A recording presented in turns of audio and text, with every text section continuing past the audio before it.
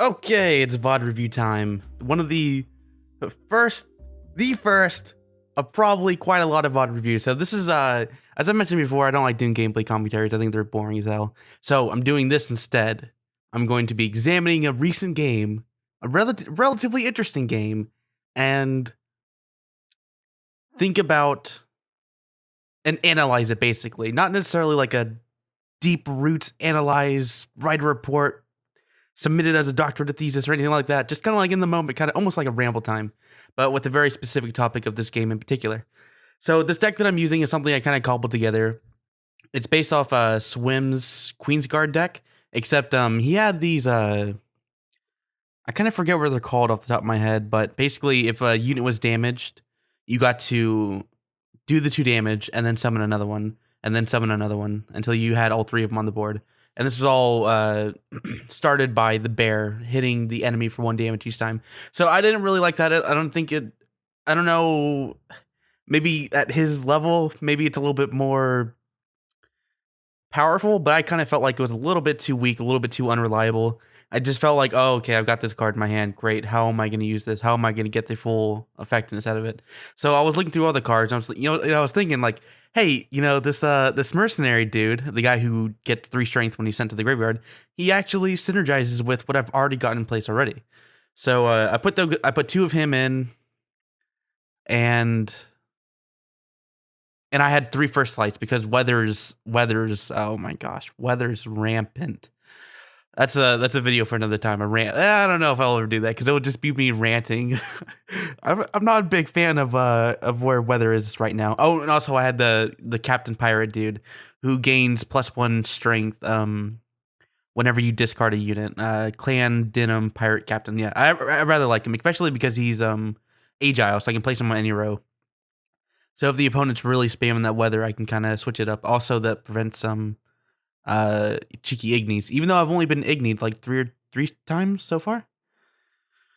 Oh man, it's been crazy. I've been playing like 8 hours a day for the past couple days. I'm trying to rush to the higher levels, although it's kind of slow because ranked is effectively down for me.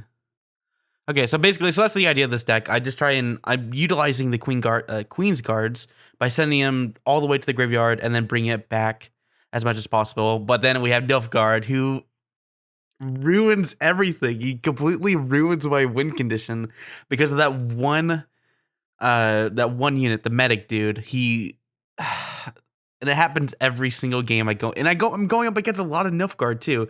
Don't pay attention to that Gwent tracker. It's actually incorrect. As well as I only actually added it or reinstalled it like a couple hours ago.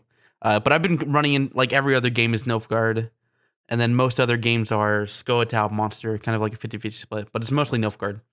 But I'm still playing this deck regardless, even though it's very infuriating to have your win conditions stolen out from under you. You spent the whole game trying to get these Queen Guards and these mercenaries all built up to be these like huge round 3 winning combos or whatever, right? And then you get there. This has happened so many times. You get to round 3, and he just steals it. Or the monsters have a gold card they can steal from your graveyard as well, and it's frustrating. It's very frustrating. Not as frustrating as weather can be, but although I would like some kind of way to protect your graveyard,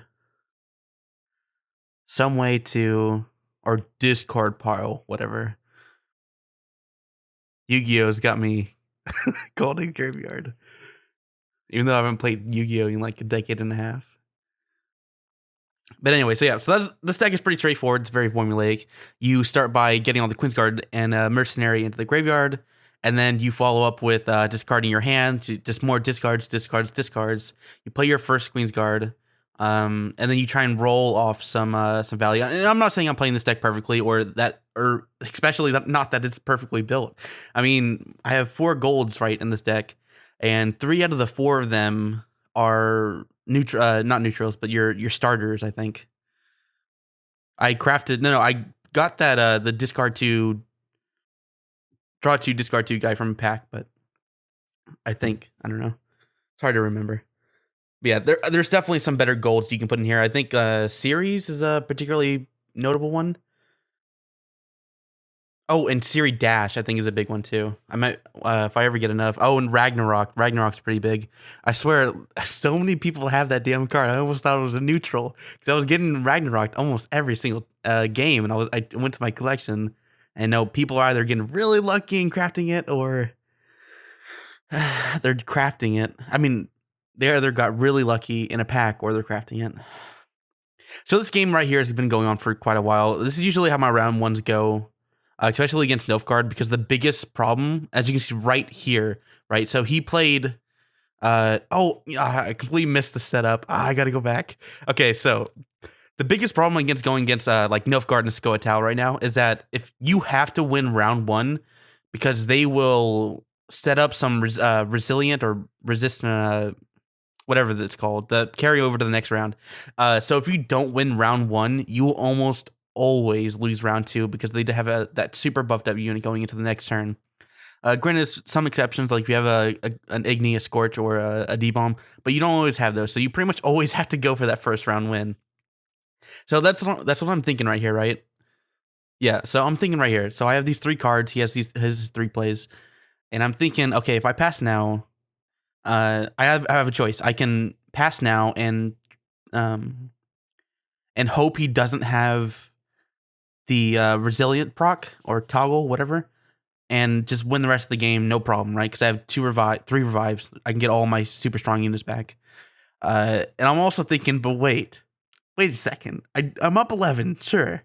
But if he has that toggle resilient ability, then I'm just dead in the water because I can't beat 23 strength. Not easily, anyway. He'll just pile on that card advantage. And I'll lose for sure. So I'm thinking, you know what? I can spare another card. And also, this is where the silvers really come in handy. So I'm going from 1 silver, and you can see I'm kind of like, should I go for it? Should I not? I'm trying to change the ability. Should I do? What am I gonna do? You know, there's a lot of thought going into this decision right here, and I'm actually pretty proud of it. I'm rather happy. Oh wait, I didn't do it yet, did I? Oh, that's right. Oh, okay, right. So I'm trying to elongate the game a little bit, even though I'm already ahead by quite a lot, because I wanted him to play that resilient toggle, and then I can summon my Donar on Hinder, that guy. So I can get him in there. I can get that toggle off, and I can win the round. And I still have a very strong revive left over, right? This shouldn't be too much problem. He has to play into the next round. I'll have at least an even ground card advantage, right? So I'm feeling pretty good, man. You know, I I thought about this situation very critically. I've made a good decision. It's all well and good, right? Video over. Except it's not. This is why I hate playing against Nilfgaard. Okay, so I'm drawing some cards. Unfortunately, these can be pretty useless late game, but they're pretty strong in the mid game because when you place them down, it's like 11 strength, I think. And you almost always have, a couple of units already set up because of the Queen's Guard, or spamming the medics, not the medics, but the Priestess of Freya's.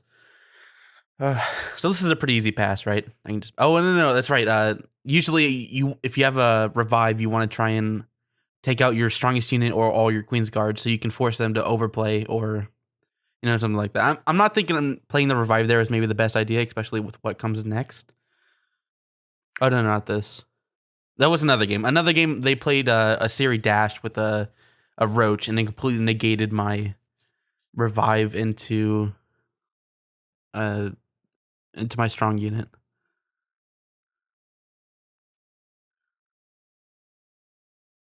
I think.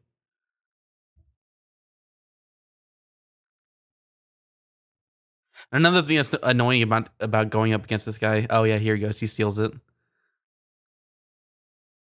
Oh, he actually doesn't see. Okay, he has another one though. He plays another one next turn. So basically, Queen's Guard are off limits for me. I can't play the Queen's Guard anymore because they are so lacking in value by this point. Oh wait, I guess this isn't the game where I'm getting my games mixed up. I've been playing I played this matchup so many times today. They're just all bleeding together. Oh, okay. I remember now. This is okay. This is spicy. I dropped the D-bomb, I'm pretty sure, because I want to try and get as many units as I can. It's kind of unfortunate to get it first. Like, generally speaking, you want to get, a stable unit, a guaranteed unit. Even though by this point, oh, okay, here it goes. There it goes. Yeah, okay. Oh, wait, I forfeited? No, wait, that was wrong. Well, anyways, it must have been some other game. But anyway, yeah, I'm getting my games mixed up. Basically, so he stole my my win condition. Basically, he played his medic because he went first, right? Yeah, he went first. So he gets the first chance to steal my unit, and that's 16 strength. No, by this point it's like 19, 20 strength, I think. So he got 25 strength off of he got 20 strength just after stealing my card. Actually, it's 25 strength in one play, so I'm basically dead in the water by that point. He has 2 more cards. I only have like 30 maybe, and he'll have 30 by default. And this isn't something you can debomb me if I did keep debomb because it goes to its base strength. It strengthens, not boosts. So that was really frustrating. But there was another game. I wish I had recorded that one too because I think it was pretty good. Basically, I'd messed up my ordering. It was down to the very last point. 1 point wins, 1 point to win, 1 point to lose. And I'd actually done my combo in the wrong order. I'd played all my units. No, I'd played my buffing unit here. You can't really see it because the player's in the way. Oh, actually, it doesn't show up. Yeah, right here. I played this guy first. And then I played this unit right here. And I lost. I mean, we tied by a single point. That was kind of sad. But anyway, so let's Nilfgaard. This is this deck. I'm probably gonna make more videos on it, just kind of analyzing my own play. But basically, I'm wondering, like, is there any way to defend against having your unit stolen from your deck? I think one thing is to say just never play it. Don't play that deck archetypes. But I like this deck archetype. I want to keep playing it. But at the same time, losing your win condition to this, like, common card. It's not common, it's actually rare, but this common, you see it a lot. And it's, you can have 3 of them in a deck, so they're just constantly taking these cards that you're building up. Even if it was a card that like prevented your card from leaving your deck or something. And also it's also really bad against monsters as well, because they'll just consume it, which is like doubly bad, especially since they can pick which one they want to discard. Why am I even playing this deck? There's the 3 biggest ones, Nilfgaard. No, the 2 biggest ones, Nilfgaard and Monster, are both like direct counters to what I'm trying to play. Where's all the Northern Realms, man? I played like 8 hours today. I've only gone against 2 Northern Realm decks. Oh well. So that's it. Rant over. I'm so tired of having my unit stolen.